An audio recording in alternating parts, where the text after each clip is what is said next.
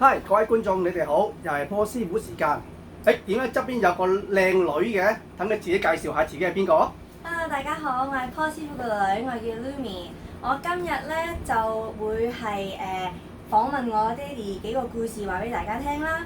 咁我哋而家咧就住喺美國嘅，咁我有好多朋友都好想知道呢啲故事同埋個案，我爹哋曾經歷過。咁有一個好 common 嘅問題就係關於啲靈體嘅。咁爹哋啦，我有好多朋友啦，就好有好多 question 想問你關於靈體呢樣嘢嘅。咁我就知道啦，喺我哋美國啦，好多女性或者好多夫婦選擇唔要 BB， 咁佢哋就會abort 咗個 BB 啦。咁我就想問啦，如果呢個情形咁樣發生嘅話咧，會有咩嘢後果，有咩 consequence 咧？因為我記得你幾年前啦，有人請你翻香港幫佢哋睇嘢啦。咁你又有個案係關於啲靈體關於咁樣嘅 case 嘅，你可唔可以解釋少少或者講少少？你而家咁講即係啲靈胎啦，即係我哋叫做靈胎啦。其實咩叫靈胎咧？就係話喺一個女士身上而未出世、未經過空氣接觸嘅，我哋叫靈胎啦。咁靈胎咧，佢會喺某一個情況之下會成長。咁又唔一定話，我唔通我唔要 BB 或者有意外或者係某種情況之下冇咗 BB 就會有咧？其實唔一定，即係唔會一定會有。咁即係如果係有咗嘅，同埋如果你選擇唔要個 BB， 唔一定會係變成靈胎。係冇錯，事關唔一定會有嘅，但係有啲情況之下就係點解會有咧？就係話，譬如佢特別中意某一種嘅人，或者同某一種嘅磁場大家吻合，又或者可能佢同本身陀佢嗰個媽咪嗰個緣分好高，所以先令到佢有機會成為靈胎。點解咧？佢有個怨，即係有一個叫做執念，唔想去投胎，咁佢就會變成咗靈胎啦。嗱，咁樣講 OK， 嗱，咁我又講啦。事關喺幾年前咧，我有一次我就翻去中國大陸做嘢。咁通常我翻中國大陸做嘢咧，我都會停喺香港，會停留一段時間。咁咧嗰一次應該係我冇記錯，應該係大概係6年前到啦。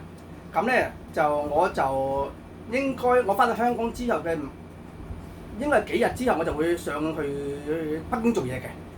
咁咧我有個徒弟就同我講：阿師傅啊，你可唔可以見我朋友啊？咁樣，咁我就話：好啊，冇問題啦。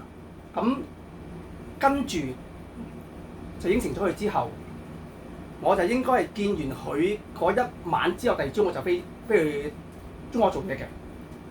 咁咧我就好肯定，我係應承咗個徒弟係見一個男子。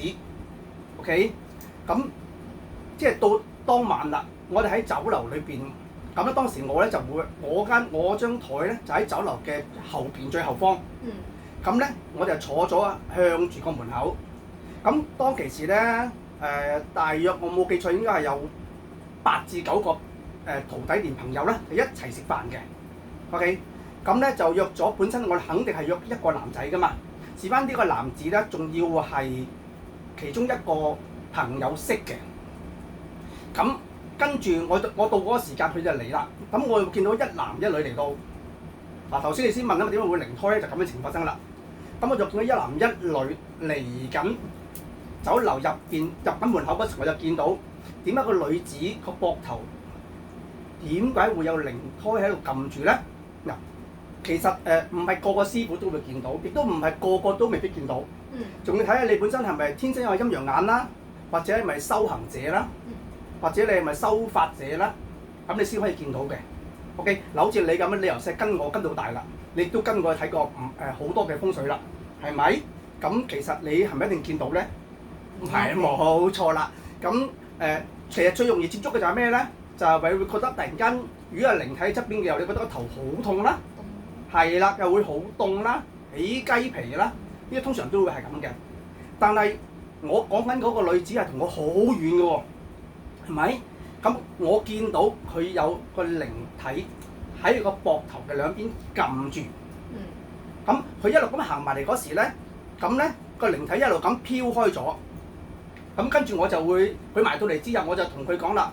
我話：咦，你個膊頭唔攰咯噃？嗱，點解我會咁講咧？就話佢埋嚟嗰時，一路咁埋嚟，一路見到個靈體就會飄開。事關我哋我哋屬於修行者嘅其中一種咧，我哋個能量都會幾大下嘅，個 energy 都幾強。咁佢一見到我哋同我哋有 contact 嘅話，佢就會自己去走開。咁當其時，我頭先咪講緊我張台裏邊有成7-8個人嘅，咁其中有一個識佢噶嘛，咁其中有啲人唔識佢嘅喎，咁我一口就話：我係呢兩個啦。當其時嗰啲人就話：咦，師傅唔係喎，我哋明明約過一個啫喎，係男仔嚟，嗰啲會兩個嘅，係咪？就係咁嘅情況，就係話我見到嗰個女子同埋個男子其實兩個我都唔識嘅，我亦都未見過嘅。但係個女仔行埋嚟嗰時咧，越行得越埋，嗰個靈體就會越飄得越開。咁我就知道呢個女子係要見我啦。OK， 咁跟住埋到嚟之後，咁我就問佢：我話你而家好唔好啲啊？佢話係喎，我膊頭好似唔攰咯噃。咁跟住就我就問到個情況，點解你會無啦啦會有靈胎會撳住你咧？啲英靈，咁佢就話其實佢自己都唔知咩事。咁我就再深入啲去問落去啦。我就聽日就要飛去北京啦，我要去做嘢。嗱，我話而家基本上我亦都做唔到任何嘢。我只係可以暫時俾啲嘢你 hold 住個身體，唔好俾你再搞你先。咁我梗係要成個過程，我要知道晒成個過程㗎嘛。咁跟住冇辦法啦，咁我請我第二朝就要飛啦。咁我第二飛我就去咗大陸做完嘢，跟住1個禮拜之後我再翻香港。咁我就揾翻個事主啦。咁我就梗係要成個過程了解晒啦。咁其實點解佢會中到靈，會中到咁唔好彩話會有啲靈胎撳住佢咧？其實原來佢未出事之前，佢就去咗泰國玩。咁泰國咧就其實係一個佛教國家啦，亦都係一個好多靈體嘅國家。點解咧？事關泰國咧就會養古曼童。鬼仔。係啦，鬼仔同古曼童嘅。OK， 咁其實好多餐廳裏邊嗱，我同大家講，去泰國玩都要小心啲。事關如果你見到餐廳入邊有古曼童，咁你就要好小心啦。嗱，點解咁講咧？事關呢個女子，佢當其時根本就唔知道自己有咗 BB。咁事關啲古曼童其實係即係等於一個鬼胎嚟嘅啫嘛。咁佢見到呢個女子有咗 BB。咁佢就好想去投胎。咁佢就同一時間有幾個古曼童同一時間衝入佢個肚裏邊。只因呢個女子當其時佢自己都唔知自己有 BB 嘅，只因佢有咗個幾月啫。所以佢完全唔知嘅。咁但係最得意就係話，亦都係最恐怖嘅就係話，當其時佢係幾個人一齊去泰國玩嘅。咁咧坐佢對面嗰個朋友咧，就見到佢準備坐落張凳嗰個位置度嘅上面就有古曼童喺度啦。而家泰國啲餐廳成日好多咧就會擺喺上邊成排嘅咩，即係成排咁古曼童擺喺度嘅。咁佢一坐嗰一下，嗰個朋友都未嗌到，佢突然間肚痛，咁咪入咗醫院。原來話佢小產。咁之後開始佢就好黑啦。總之樣樣都唔順，做乜嘢都唔得。份工又俾人炒埋，玩股票啊剩啊，就總之就做乜嘢都係衰咩啦嚇。咁跟住其實呢個過程裏邊好得意嘅，係佢亦都唔知點解，亦都知道我會見呢佢個朋友。其實我本身係見呢個女子嘅朋友噶嘛，唔係見佢噶嘛。